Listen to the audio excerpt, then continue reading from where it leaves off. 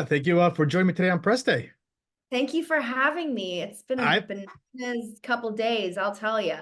I've been watching your social media and everything. How excited are you of all this? I don't think you've slept at all. I haven't slept much, I'll be really honest. It feels like Christmas Eve a little bit. You're just like freaking out, excited and terrified at the same time. So I'm feeling really, really good and also just, bracing for impact a little bit. There you go. So we have Scrambled coming out in a few days. I gotta know, like, you're wearing a whole bunch of hats during this project: writing, directing, starring in the film. What inspired you to push yourself to go towards something like this? I made the movie that I needed to see as a 34-year-old bloated on her couch, injections in her belly, bruises on her belly. I just really wanted a comedy about the horrors of what I was experiencing. It was so existential. I felt so alone. I felt like a failure.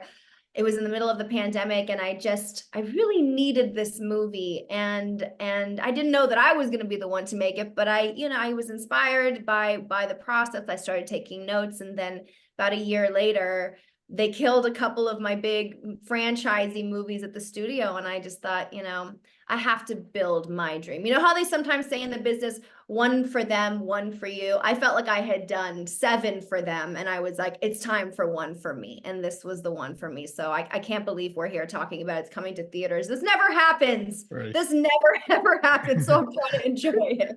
Amazing. Even with the movie everything coming out, I gotta know the idea with the poster. That's why I put it back on my board. Also, how did you come up with that idea? And tell us a little bit about that. Oh my God, it was all my designer, Nancy. We had this still from the film of me upside down where I look into camera. And that was our still that we used at South by, and it kind of got circulated. And she kind of just took that still and created something with it, because usually you don't have the budget to have a photo shoot. But I was like, no, we're going to have a photo shoot. And we got my cinematographer to take the pictures. And we actually got in the real doctor's office where I froze my egg. So I'm literally on the bed, like backwards. So we ended up recreating it with, higher res, but it was all Mhm. her. I thought it was brilliant. And of course we had a million different posters we looked at, but I just thought, I really wanted to be somewhat humiliating the way that we put Mm. more on it. So I was like, make it more humiliating. That's what it is when they put you in that position as a 34-year-old, like you're running out of time, you're running out of time. I just wanted it to feel like a deer in headlights. Amazing. So we see you as Nellie in the movie. How did you decide to develop this character? And any challenges trying to play this character? Nellie is so much of myself. I feel like I birthed her. She's pieces of me. She's pieces of people that I love. She's a more heightened, in some ways, braver version of me. Um, and because I think I knew her so intimately, because she's so much of me, I didn't struggle to play her. I think the harder part was making I'm also an actor by trade. I think the harder part was the transition into directing, because this is my directorial debut, and trusting myself enough to direct other actors and to, you know, to build a world was the scariest part of it, I'd say. How would you describe her journey throughout this film? I'd say it's wily and messy and raw and deeply female and ultimately liberating. You mentioned you're wearing many hats for this project. Before you jumped on board, did you get any advice for anybody that's done something like this? What was the best advice they gave you? I got so much amazing advice. Wow. The piece of advice that really stuck with me was that I had this terrible imposter syndrome, because it was my first movie that I was directing, that I felt like I needed to know all the lenses, and I felt like I needed to know everyone's language. And a mentor of mine, Bruce Miller, who's the creator of Handmaid's Tale, he said, your instrument, your gift is emotion. That is what you work with. You're an actor and you're a writer.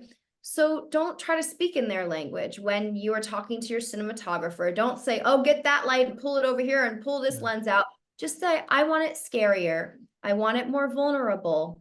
I want it brighter and happier and lighter, and that freed me up so much. I just trust my team that they will translate my vision and that I can speak in my language, which is emotion.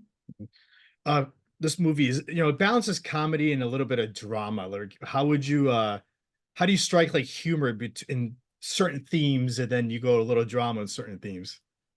I get asked that so much, and I wish that I had a better answer than just like kind of. I never really know what's gonna work, but I know that in my life experience, I think a lot about awkward, funny moments that have happened at funerals that I've been at, Okay. and how everyone's trying not to laugh, but your emotions are here. You're barely surviving in these moments because they're so intense, and that it feels really good to laugh. So I'm always trying to recreate those messy real life experiences where you're at a funeral and you know what the assignment is. It is to be morose, it is to cry, it is to bow your head in respect, and then something awkward happens and everyone's dying trying not to laugh.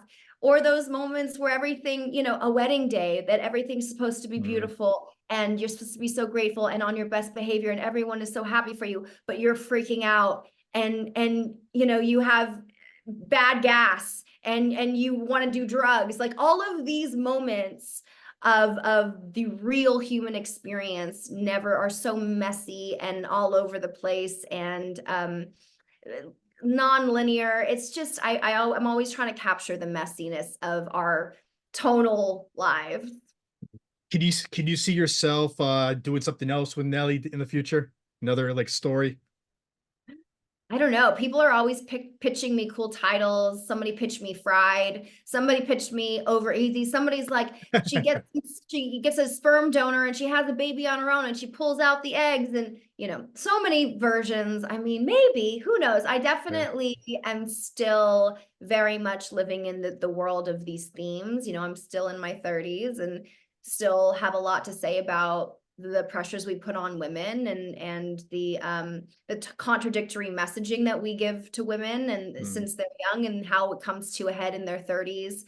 And I don't feel like right now a TV show exists that speaks to this kind of a wild west of Right. being single in your 30s. Last question. What are you hoping for the audience takes away from this film when they watch it?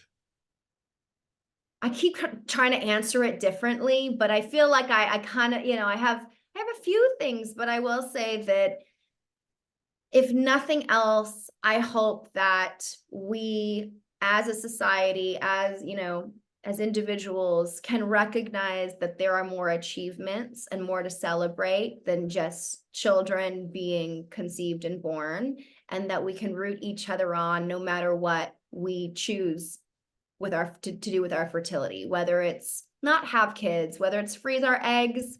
Let's root each other on through it. IVF, let's cheer each other on, let's support each other. Miscarriage, all of it. Let's just kind of talk about it more and hold each other a little more through it. Amazing. Leah, I want to thank you for giving me a few minutes today, and good luck with the film. And I can't wait to see more reviews on this. The Man Cave, have me back again soon. We will do it. Thank you so Thank you. much. Have a great day. Bye. Bye.